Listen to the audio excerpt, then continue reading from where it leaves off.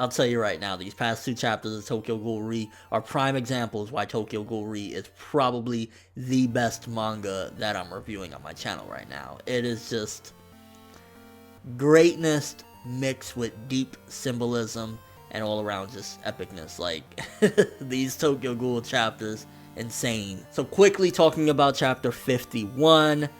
Whoa. For starters, the revelation regarding Noro, that even after being fucked up and seeing Nutcracker go in and all that good shit, Noro still can reattach himself. So either Noro is completely dead and nothing more than one of Eto's Kagunes or something, because at this point, I mean, the damage that Noro sustained and he was still able to explode and fuck everyone up and everything, like, there's something seriously different about it, and it's more than likely the theory that, yeah, he's just a Kagune that's pretty much, you know, on the loose, so to speak. And I'm curious exactly how is it that Eto is doing this, because maybe there's some sort of stitching that is far away, or it's just a mental thing. I don't fucking know, but it's definitely like, wow. And Sasaki taking off Kane's fucking head.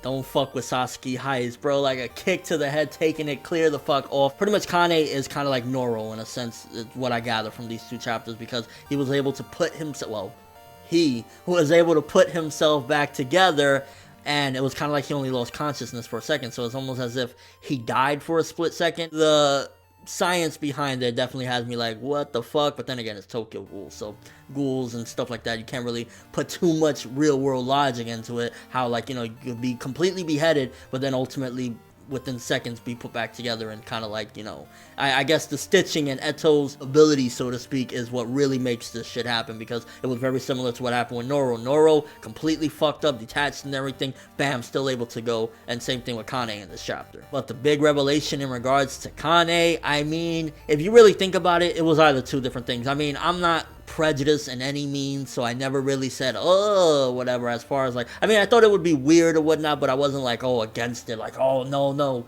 But you could always see that Kane had some sort of deeper affection for Tsukiyama Shu than just like, oh, friendship. Like, you could see that to a certain degree that he wanted him. Now that we find out that Kane is actually a female and her real name is Karen, which I kind of more so want to start referring to Kane as a female now. I'll try my best to remember to say it like that from now on, but it makes so much sense, because it was kind of like there was always the feelings and the emotions, and you think about it, females at the end of the day, I'm not trying to be sexist in any way, but a female will be like that, like, oh man, you know, I just want my man here, this and that, and this is the person that I want the most. So it kind of makes sense in that regard. I mean, again, I wasn't disregarding the possibility of it being some sort of, you know, gay feelings or homosexual feelings, whatever the hell you want to call it, because it is what it is. If that was what it was, then I would have called it like that, and that's what I kind of felt it was. But finding out that it's a female, it's like, oh shit, it really, you know, works well. And Shoo, how the fuck did you not see that was a female this entire time? Everyone's seen it except you, unless you've seen it this entire time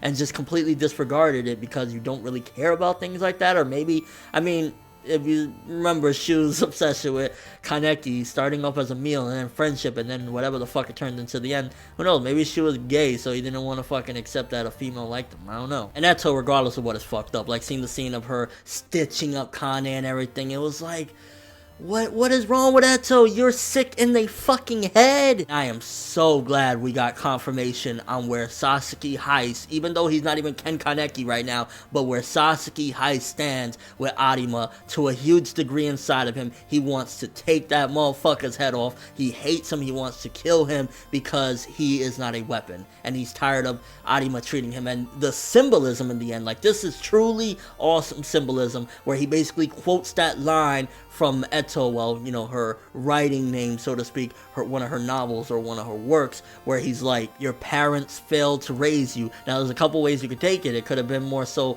you know, symbolism in the sense of like, oh, it relates to the book. But then again, he doesn't really know too much about Kane's backstory, if I'm correct, but it could relate to the sense of, oh shit, you know, at the end of the day, Kane's family weren't able to raise him. But more so what I've seen it as is Arima and Akira weren't able to fully turn him into a CCG, Sasaki. So that's possibly where he was going with that as well. The deep symbolism there is real, and overall, man, like, just finding that out, it showcases that at some given point it is going to go down. If it's not now, if it's not that right now he tries to escape with Shu, which it probably won't be at this point because Kane is in the mix and Eto and everything, but at some given point he is going to defect from Arima and them, because we now know exactly how he feels. I think with Akira, he accepts the fact that he thinks that she's probably, you know, she's decent or whatever. She might have done this in the beginning as like an obligation, but ultimately he grew to care for her. But with Arima, it's not gonna be like that. He's gonna fucking kill him, and I can't wait. Or, well, I say kill him, but Arima ain't gonna go down without a fight, so the day they have that confrontation and he defects and everything, it's gonna be priceless. And that ETO at the end, at first I was confused. I was kind of like, wait, did Kane turned into ETO at the end? But no, it was that ETO was standing up there and jumped right in, and it's like we go from a crazy battle of Sasaki versus Shu to Kane jumping in, finding out Kane's a fucking female, and at the same time having that same Noro effect where like her head can be, you know, detached or whatever, which is fucked up, because at the end of the day, all Kane really wanted was for Shu to love her. Like, if Shu would have loved her and, you know, been with her and everything, I don't think she would have ever gone like this. And you think about it, like, staying by his side and, you know, wanting to do everything for him, it was true fucking love. It's crazy, but it is what it is. You know, she really loved him. To fucking Eto charging in to fight Sasaki, like, now he's gonna need backup, alright? He's been fucked up already by these two. He needs some backup, bro. Like, where that CCG at? And I think another thing that would be really awesome right now, or some given point, seeing as how we did see the, you know, scene of him basically saying, these are my eyes, my mouth, my arms, and shit like that. Like, the fact that we know where he stands with Arima, that for the most part he's just been putting on a big facade of like, yeah, that's kind of like my dad and stuff like that. I want to see a after volume 14 but before Re type of content. Like, when he was healing, what did Arima drill into his head? What happened shortly after, you know, him being fucked up? What happened with Hide? Like, there's a lot of questions that I still have, and I think a nice little 2 or 3 chapter binge of just kind of seeing what happened after volume 14 would be priceless. I mean, at the end of the day, the way the manga was released, we never actually got to see it, but since I have actually volume 14 in Japanese, they actually added a couple extra pages where you get to see, you know, Sasaki heist at the very end, like he's like in the CCG outfit and everything. So I would like to see between that particular portion and what happened at the end of him getting pierced in the eye and all that other shit, like, that's definitely needed right now to see exactly why he feels the way he does about Arima. I mean, we know why, but get a little bit more context of the situation and when he was healing and how it all began. But yeah, other than that, to top it off, I mean, these were absolutely great chapters. I think possibly I would say 51 was a 9 and 52 was a 9.5 to a 10. Like, these are just amazing. Like, honestly, Tokyo Ghoul Re is probably hands down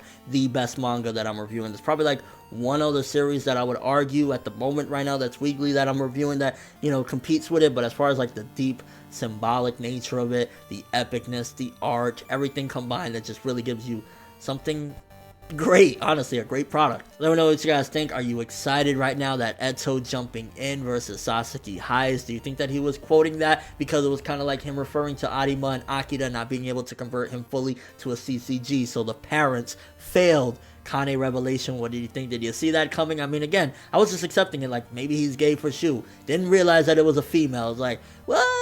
And do you think that we could definitely use a bridging chapter or two from 14 to Re, volume 14, and like seeing the healing process and Arima, all the shit that he drilled into Sasaki's head? And your overall thoughts of the chapters? Again, great fucking shit. Doing this in a combo review, I think, gave me even more to talk about. See the comparisons between Noro's reattachment and whatnot, and then now Kane is like, Eto, her abilities is just way too strong. Like, they can be beheaded and still live for a split second. Like, damn. But that's all I have for this review / reaction. Thanks for watching. Hope you enjoyed. If you liked anything I had to say or enjoyed the video, drop me a like. I'd greatly appreciate it. And if you haven't subscribed, if you could do so as well, that'd be amazing. I'm ForneverWorld, and as always, people, have an awesome day.